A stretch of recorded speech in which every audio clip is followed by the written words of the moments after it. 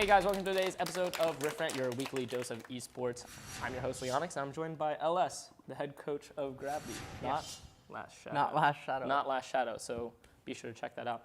I know that we do like this interview as in a whole history for that person, but you're a special case because there's so much of that. It's just all the same thing over and over again. But I kind of wanted to stay on the League of Legends side of this, but bring up a little bit of your past as well. There's always talks of you joining like the pro circuit, joining esports when you're a young kid, and what makes you different as a personality and a person in the community. You're one of the very few people that has lasted through entire like esports cycle, from Starcraft all the way to League of Legends. Yeah. How did you just one day I love Starcraft, I'm gonna go to Korea? What was that adventure like? All right. Well, my first, I guess, I started gaming at the age of 3 with Zelda: A Link to the Past, and Final Fantasy 3 on the Super Nintendo, which people call Final Fantasy 6. And my uncle was really into Mortal Kombat competitively, right? The fighting game. And so he played that like on a competitive level, and me, my other uncle, his friends and stuff, we'd always just play games like growing up. So games was basically my thing. That's like what I did. Played Final Fantasies, played shooting games, fighters, whatever. And I saw like the competitive aspect of it, like, because they had like, one of my uncles had like a notebook of like combo sequences for all the Mortal Kombat characters and stuff. And so that really fascinated me, that there was like, if this character is at this percentage, then you do this if you're standing here, and like, so that always fascinated me. So you were one of those kids that actually wrote in the notes? I wasn't, no, you not weren't? until later. Not until later? No, but I knew it existed. And then like around, I want to say age 10 is when I first saw StarCraft 1, but I didn't begin playing it on the PC or so, I think, until I was 12. Or something around there. And then a lot of bad stuff happened in my life around 12, 13, etc. Everyone can read about that. Like everyone all can the read about obstacles that you had to get over. Like, yeah, that's in my reflections and stuff. So around then, that's when the incident with like the TeamLiquid.net stuff. That's when I was heavily involved in that community, and that's when the cheating incident occurred and stuff, and that whole stuff that and went this on. Happened in TeamLiquid. at a young age. Yeah. Preteen, teen, and then from there, I just kind of stayed with StarCraft 1. I mean, I dabbled in other stuff, like card games, Magic the Gathering, Yu-Gi-Oh!, and I also dabbled in Super Smash. But I stuck through StarCraft. And that's how it all started. TeamLiquid was basically the starter into pro gaming, I guess, for me. Do you feel that that negative backlash and all the obstacles that you had to overcome kind of like affects how you are today, or is that kind of like in the past, smaller community, doesn't matter, you're a young guy, or? I think in a lot of ways it's helped me, in a lot of ways it hurt me. I'm probably a lot more cynical because of it. I probably also have a much lower tolerance for a lot of stuff, but I don't know if you can classify that as bad. Sometimes you can, right? But I don't know. I don't know what would have happened had I not cheated, or had I just simply not been caught, or like, whatever. Well, had I not been caught, my goal was to kind of wean out of it anyway, because I just wanted it because I wanted friends and like respect from the people that I looked up to and stuff. So, but I don't know. It does play a huge part in how I am today, but I can't pinpoint exactly how. But how I was treated and stuff, that played a huge part in like my emotional, like in the emotional aspect, like growing up throughout my teenage life and stuff. Because like a lot of people, they talk about like, well, just don't read it or something, but you can't like not read it when that's like your life. And that's like the only network that you have to like read and like find information, keep up to date with stuff going on and stuff. And then it's really hard to control yourself, to not read stuff about yourself on a public forum. So it's really bad. And that really affected me a lot growing up. Especially if you're like hypercritical of yourself, right? Yeah, like, yeah. So that really bothered me. That bothered me throughout the remainder of my teenage years, I started to just kind of like let go of others' comments, sort of, like when I started transitioning into League, I guess, pretty much. Like rolling back on that timeline, past the Starcraft 2 area, they can find that in Google, whatever. Yeah. Google's your friend. But you joined like the MVP house, the B team, whatever. Yeah. The B house, and you're becoming you had aspirations to become a League of Legends pro. Please tell me like what that road was like. Is that still like an aspiration for you? I know that you're at Diamond 3, Diamond 1, at the high elo ladder, but you're a coach now. Yeah. So what is the future aspirations for you as a player, coach? With League, I initially wanted to be a player. Basically, when I first played League, it was because Imp was begging me to, like at the Samsung house, or former MVP Ozone, MVP White, red, blue. I played it. I like leveled up an account to like 30, but it was just like I really didn't like it, so I just stopped. So I like played it for a few weeks and didn't really play it again. I would pick it up like sparringly to kind of like just play with friends in Korea, but I wouldn't like play it. And then basically around pre-season 4, I picked up League, and I was grinding it 16, 18 hours a day, the same way that I did with Starcraft, except at this point, now I had become frustrated because I was so many years behind other people. And Hearthstone, I had a falling out with because I kind of got fucked over, sort of. I don't know if I can say that. Yeah, that word. Okay, it's all unfiltered. I This is kind of- NSFW. yeah. All right, so I got fucked over on some stuff, and that kind of was just like, I can't be asked to do this. Yeah. And so I kind of just went straight into League, and God, that was all right. So that's November to December, right? 2013-ish. And so I was playing a ton on the Korean server. I peaked at Diamond 1 around then. And that's also when I got hit with my lung disease, because I was diagnosed finally after like 4 months with atypical ABPA in both lungs. And so they didn't know what that was. But before I was going to come back to America, I was in talks with some Coke League teams at the time. That's what it was called, both of NA and EU. And so I was really entertaining coming to either NA or EU to play mid lane. And I don't know, that was a possibility. And then once I went back to America in February 2014, I stayed in the hospital for about a month or something. I came back to Korea about a month later following that, like in March, mid-March, I think I came back to Korea, or like March 7th. And I just didn't play League. I like found an apartment. I was living with Scarlet from Starcraft 2, and Heroes of the Storm had just come out.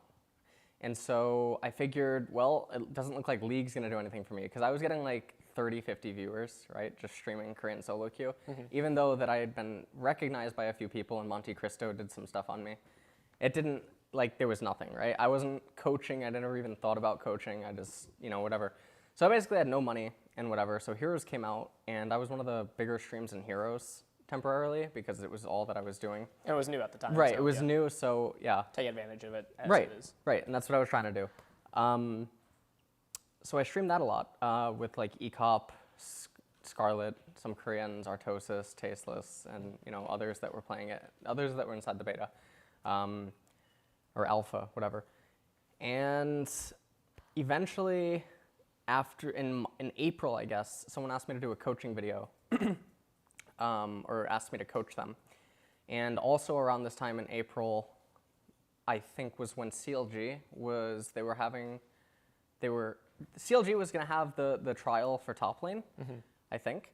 And this is at the time where like Seraph was coming in? Right, this is where Seraph was coming in. But then on top of that, it also lined up with the fact that there was this OGN team called Prime, and they posted on Inven about a test that was going to be open for top mid, and I want to say support, but I wasn't going to try to play support. But midder had already gotten filled.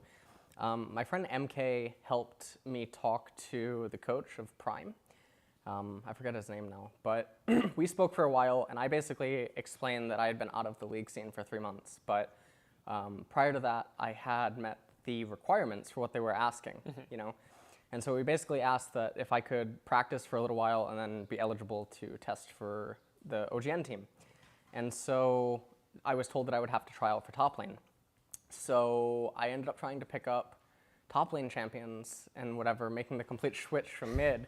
And so the only champions I could play, beast, yeah, right? at the time, like top lane was like Renekton, Shyvana, Ryze, Trundle.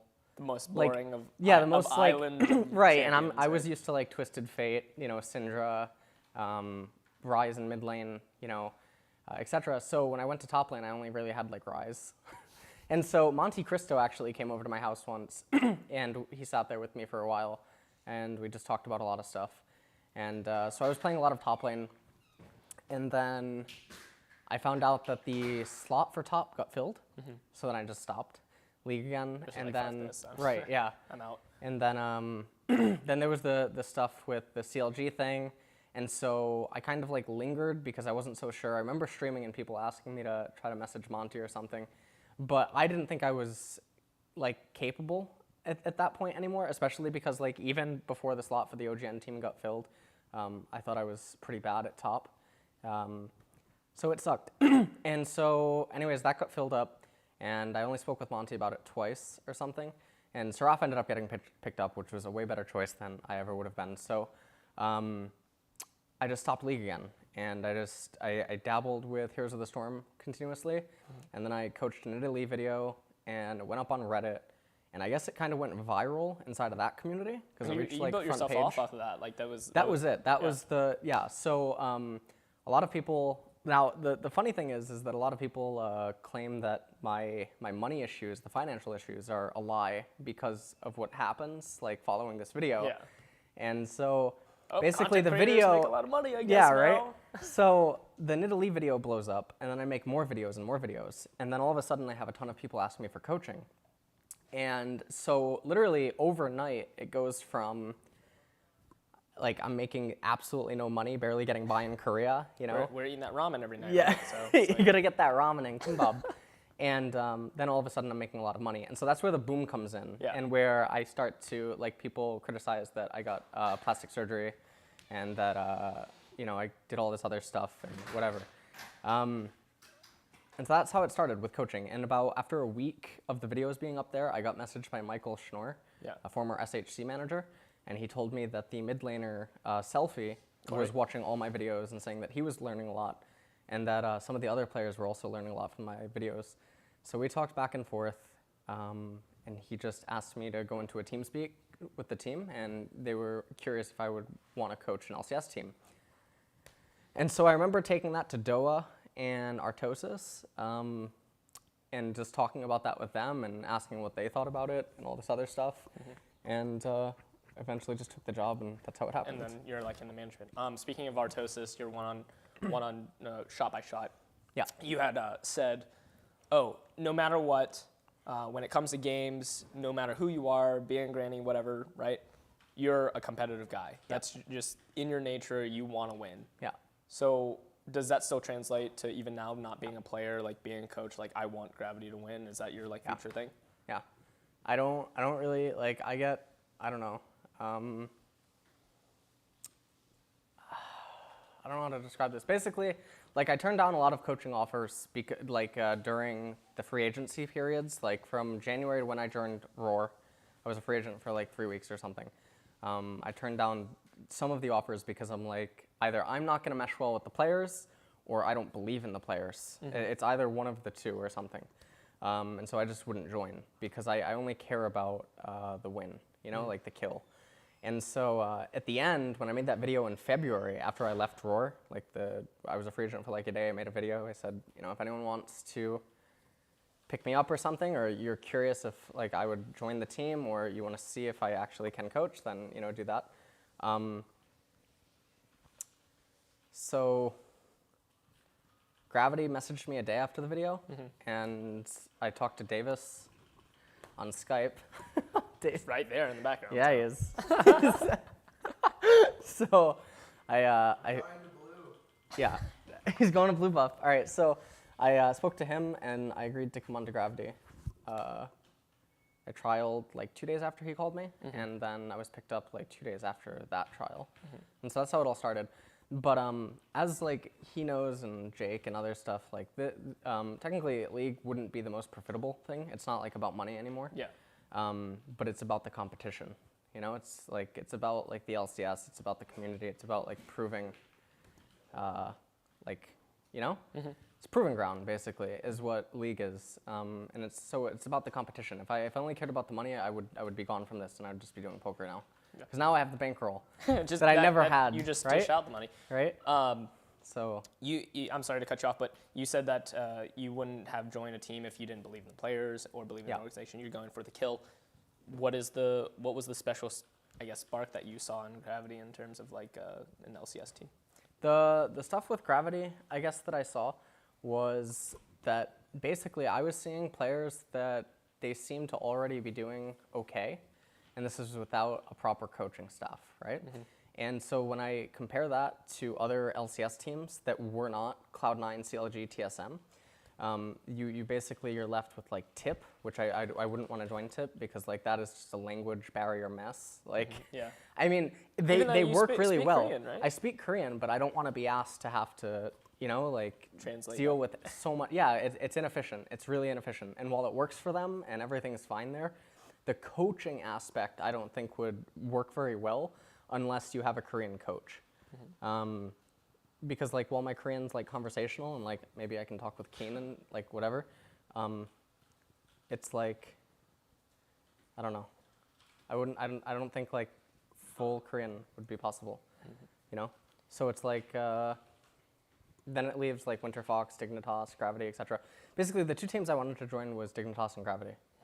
And Dignitas just never got back to me. Yeah. So everyone's got that email, right? yeah, everyone's got that email, right? So I don't know. For you to come to NA, it's kind of like a surprise because you know, it's already brought up back and again. Monte Cristo and like you are like, oh, Korean's the dominant. You know, we're on the Korean dominant train, right?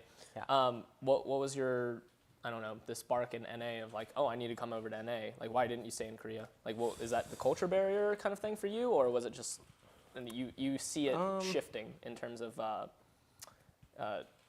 gauging the strengths of the regions? So like, wait, why did I come to NA? Why'd like, you come why to I NA? come to Like specifically the LCS role? that's honest to God. That's it. That's the only reason. Like I don't know. I say this a lot that like we're in 2015 and barring, you know, maybe some sort of hologram like out of like Star Trek or Star Wars where I can just like walk around the room as a fucking. We don't need that. Like I don't need to actually be there on stage. I mean, there's some benefits to physically being here, but for the most part, the coaching aspect of it can be done online. That's like not arguable. So I'm here. Basically, if I was gonna choose a region, because I had the offers from some EU, I had some offers from like Brazil, Oceania, you know, other wild card, you know, whatever. I chose NA partially also because of my relationship. Like it's a lot easier for me to come here and for Jisoo to come here because I'm an American citizen. Yeah.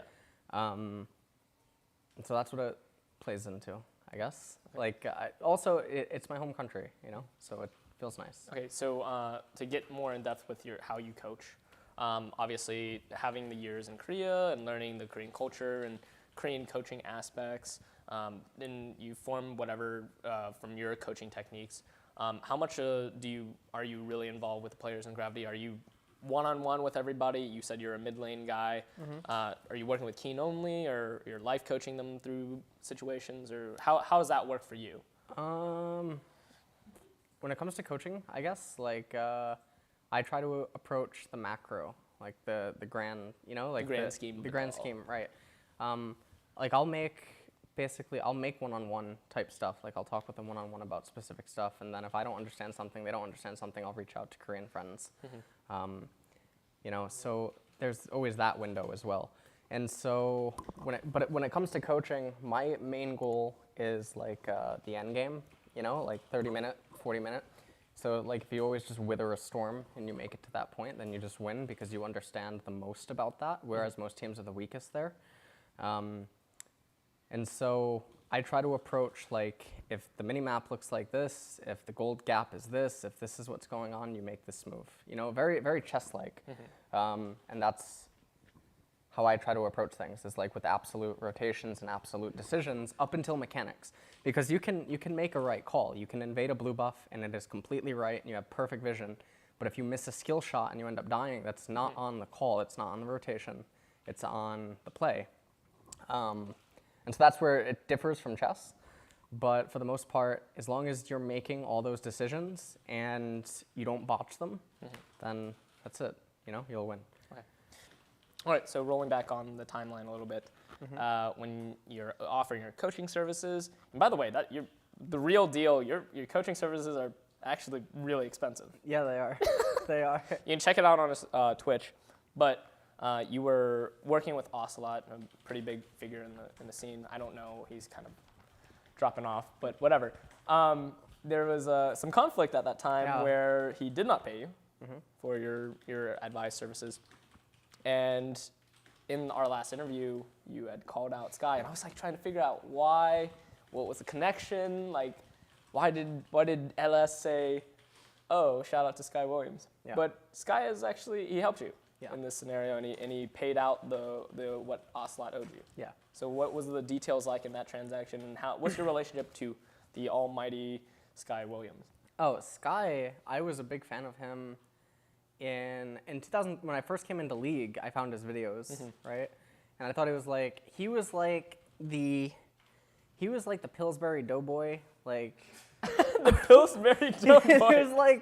He was like the Pillsbury Doughboy, like black version of Shane Dawson to me. Like that's who Sky was. Like Sky, that's like, you know, he's the cookie batter that you can eat, you know, like before your mom cooks the cookies. That's Sky. So like, I always watched his videos, and I just started tweeting at him in like April and May. Like I would tweet like gay jokes at him, right? He would never reply, but eventually I offered him free coaching, and he took that. And so like I coached him on stream a few times, like not really coaching because there's like a minute delay, which is fine, but like we would like hang out and whatever.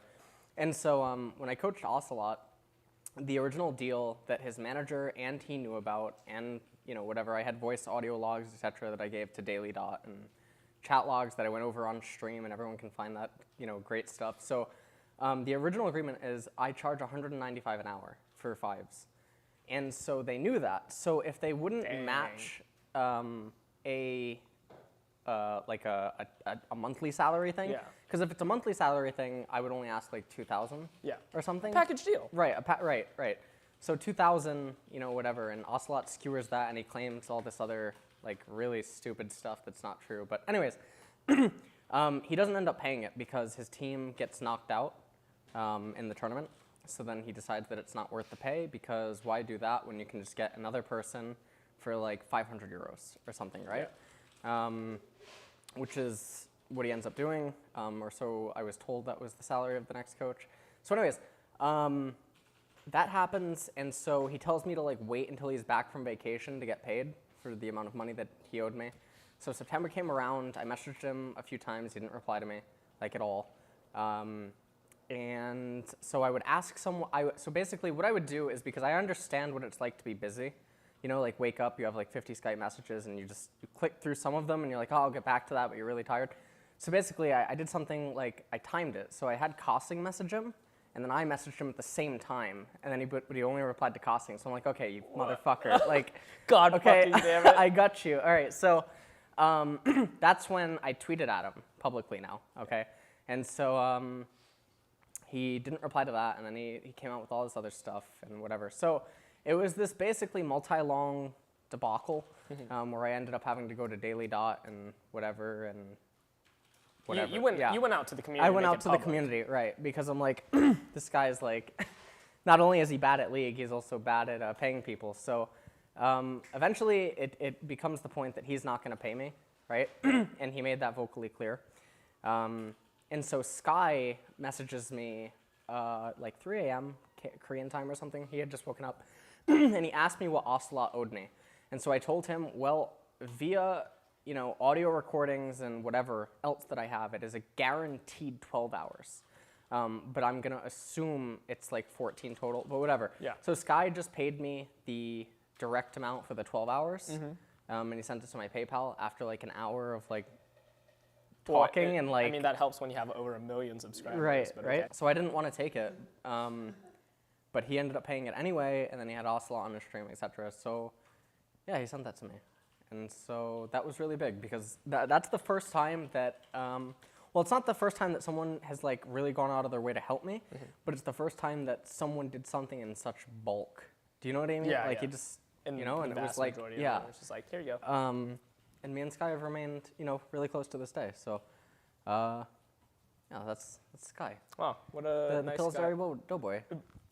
That's gonna be a nickname that will probably stick. Like, you know? Okay, in homage to Sky, one of his, I think his most viewed video is the top 10 League of Legends Yeah. players for his, I guess, pleasure. But we're gonna play a game Okay. called Fuck, Marry, Kill. Okay. All right, so I want to put in this like alternate reality that we're in this classroom where you have a gun, a condom, and a ring under the table. And they Wait, don't see what? it. They don't see it. They don't see it. So Wait, I'm gonna give what? you like 3 guys, Okay. and Wait, well, I'll comment on wait, it. I have a ring. A ring, a Okay. gun, and Okay. a condom under the table. Okay. And they're standing in front of you. We'll beam them in. We'll beam them in.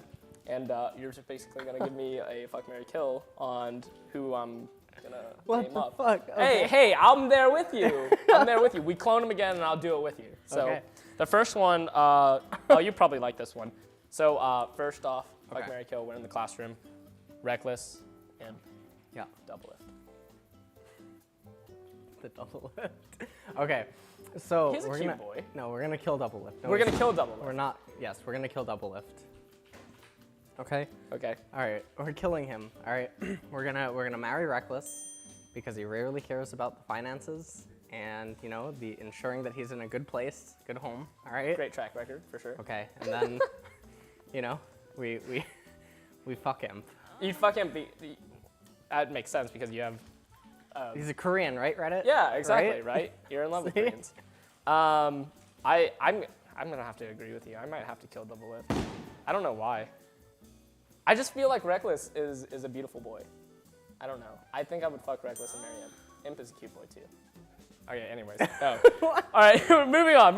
We're gonna throw in some Koreans in here. Mad Life, Lust Boy, and X Special. Oh Jesus. No.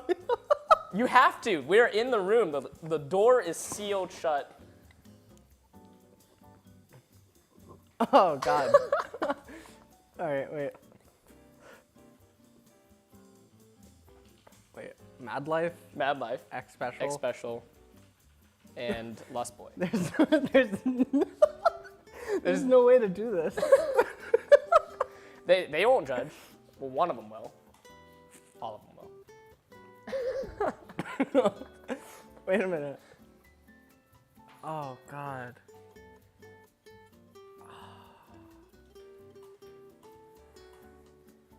There's a right answer, by the way.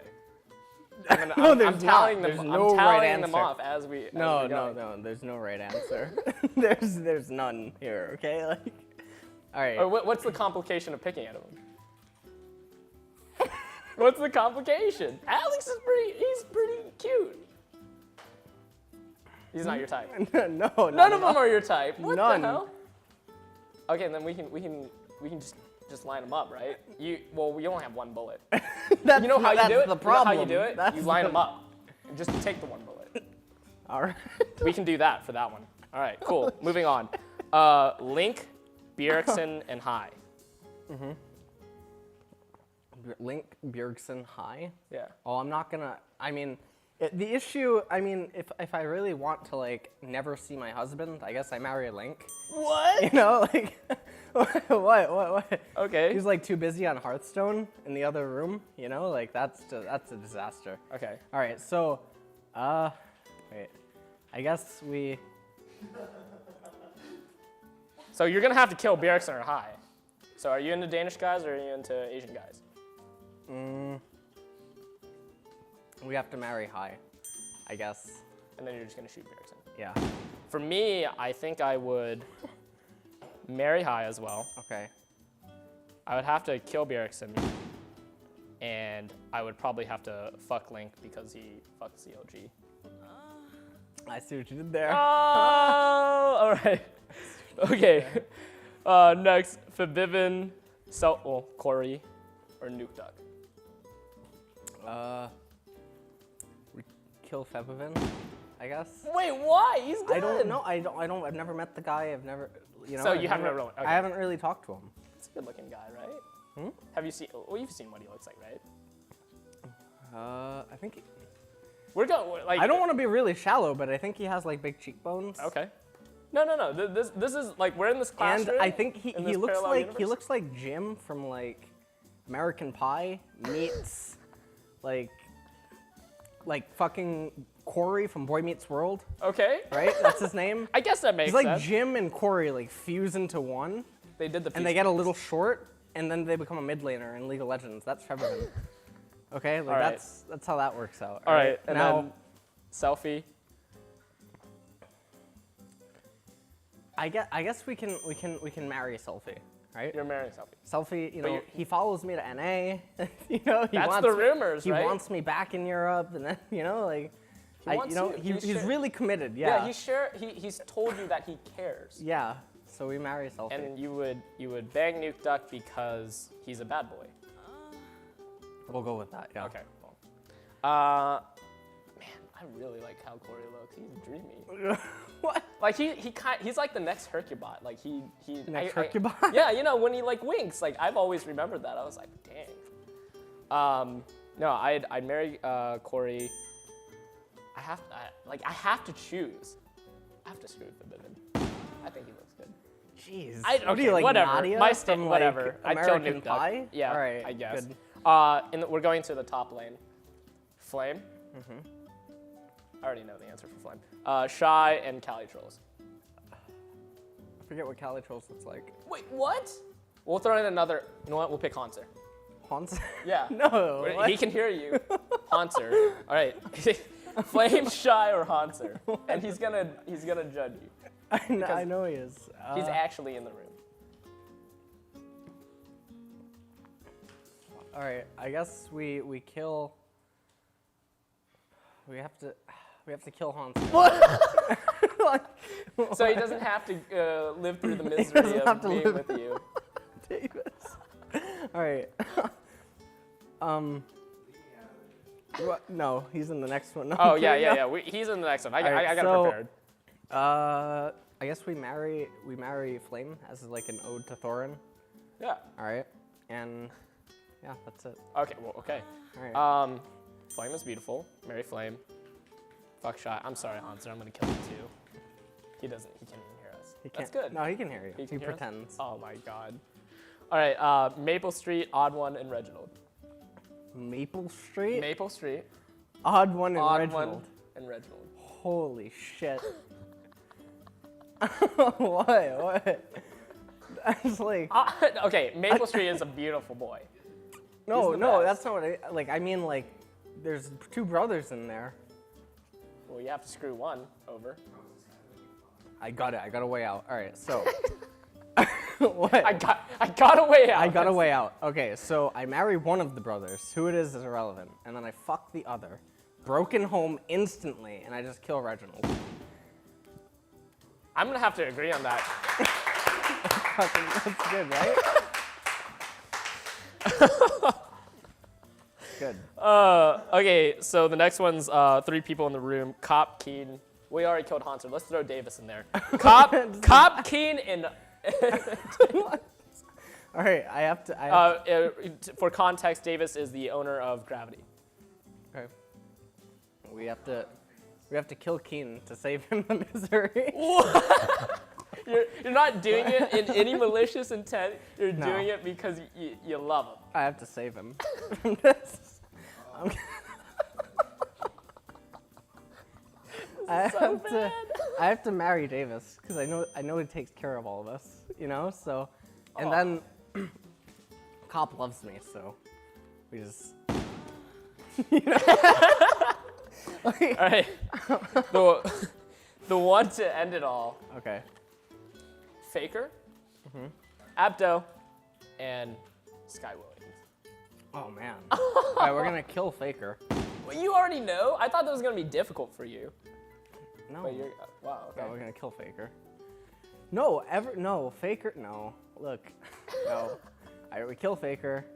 We marry Sky, and then yeah. All right, we're good. And we, finished off with Apto. Okay, here's a hit with Sky. I would kill Sky. Why? You're racist. I'm not. Do you There's see no my way ethnicity? out of that for you. Do you see my ethnicity? No. I'm killing. Wow. No, I'll kill Sky because he doesn't return my phone calls or emails. Because you're racist. What?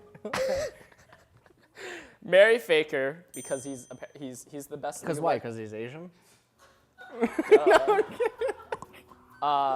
What? And yeah, you already know. Right. Because Faker is obviously the best League of Legends player ever, right? No, he's not. He's not. He's not. He's not. Apto is. Yeah, and you said that multiple times. Shout out to Thorin. Yeah, right, What? right. Apto is apparently better than Faker because he's good at all roles and he causes fear in his enemies. Yeah. He's good at all roles and mid's not even his best. That's what makes him the best League of Legends player of all time, and that 70% No. win Look, rate. skill-wise, he's the best. Worth-wise, Faker's the most. Faker's worth the accomplishments only equal worth, not skill. That's it. LS everybody. No, what? LS everybody. What? LS everybody. All right, thank you for coming on the show, LS. Okay, thanks. Shout outs to fans, viewers. Just everyone that supported me. Sky, Thorin. What? No, and yeah, I guess that's it. Not Davis? Yeah, everyone that supported me. See? He knows. All right, if you want any more coverage or any content, just be sure to check out SK Gaming on YouTube. Like, comment, subscribe. Other than that, guys, till next time.